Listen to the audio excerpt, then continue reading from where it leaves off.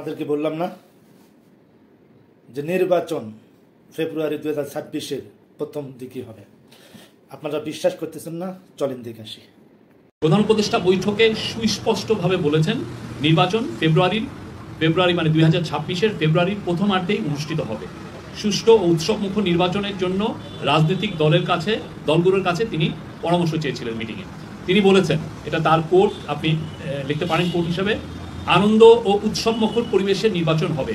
জীবনে কখনো ভোট দিতে পারেনি তাদের জন্য এই নির্বাচনে ভালো অভিজ্ঞতা দিতে হবে। যারা ভোট দেখলেন তো আপনার ভিডিওটা, ইনি হলেন আমাদের ডক্টর ইউনূসের প্রেস সচিব। এই কথাগুলো নোট করে বলছে, দেখছেন না আপনারা কি বলছেন? ফেব্রুয়ারির প্রথম অধ্যায় মানে কি প্রথম সপ্তাহে নির্বাচন করবে, তার যতই বাধা বিঘ্ন আসুক কেউ আটকাতে পারবে না। কথাগুলোর মিনিংগুলো এইরকম ছিল। এবং বলেছে যে যারা বিগত দিনে ভোট দিতে পারে নাই তারা এবার ভোট দিতে পারবে এবং আনন্দ উল্লাস করে ভোট দিবে সবাই, এবং ফেয়ার অ্যান্ড ফ্রি ইলেকশন হবে বাংলাদেশে। এটা ডক্টর মোহাম্মদ ইউনূসের বক্তব্য। প্রেস সচিব যেভাবে কথাগুলো বলছে আপনারা দেখলেন তো, তাতে কি এখনো পর্যন্ত সন্দেহ হয় যে নির্বাচন হবে না?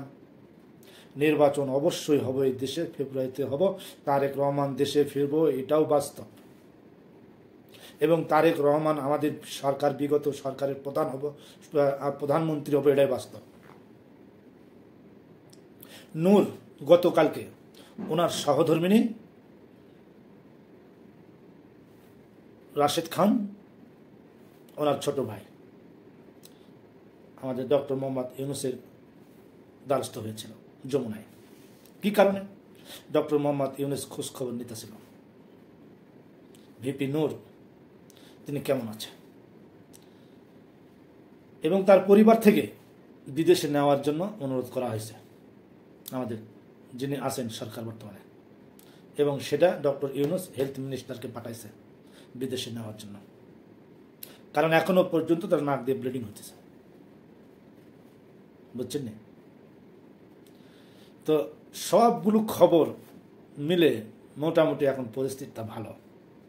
এই যে একটা গুজব ছড়াইছে না সেনাবাহিনীকে নিয়ে, যে সেনাবাহিনী ওয়াকারুজ্জামান আমাদের রাষ্ট্রপতির সাথে দেখা করেছে। তো দেখাতে করতে পারে, একজন রাষ্ট্রপতির সাথে একটা সেনাপ্রধান দেখা করবে, একটা সেনাপ্রধান সরকারের সাথে দেখা করবে, এগুলো নিয়ে এত ভাবার কি আছে? অনেকে মনে করতেছে যে সেনাবাহিনী দেশটা ক্ষমতা নিয়ে নেবে। সেনাবাহিনী যদি ক্ষমতা নিত, এই জেনারেল ওয়াকারুজ্জামান যদি ক্ষমতা চাইতো, তাহলে 5ই জুলাই ক্ষমতা নিয়ে নিত। 24-এর কোনো অভ্যুত্থান তো হাসিনা ছিল না, কোনো নেতাকর্মী ছিল না, দেশ ছেড়ে চলে গেছে, তখন তো দেশে কেউ নেই, তখন তো নিতে পারত। তাহলে তখন না নিয়ে প্রত্যেকটা রাজনৈতিক দলের ফোন করে ডেকে নিয়ে এসে সিদ্ধান্ত নিল ডক্টর ইউনূসকে দেওয়া হোক, তখন তো নিতে পারত। এটা সেনাবাহিনীর সাথে যায় না। এবং জেনারেল ওয়াকারুজ্জামান এত ভালো মানুষ, ওনার বক্তব্য, ওনার ফেস, ওনার বডি ল্যাঙ্গুয়েজ সব কিছুর দিকে অ্যানালাইসিস করে যা বোঝা যায় সেটাই আমি আপনাদেরকে বললাম। উনি ভদ্র, জ্ঞানী এবং সৎ একটা মানুষ ওয়াকারুজ্জামান, আমার কাছে মনে হয়েছে। আপনাদের কাছে কি মনে হয়েছে আপনার কমেন্টের মাধ্যমে জানিয়ে দেবেন। তো আজকে এই পর্যন্ত, ইনশাল্লাহ দেখা হবে নেক্সট ভিডিওতে। আল্লাহ হাফেজ।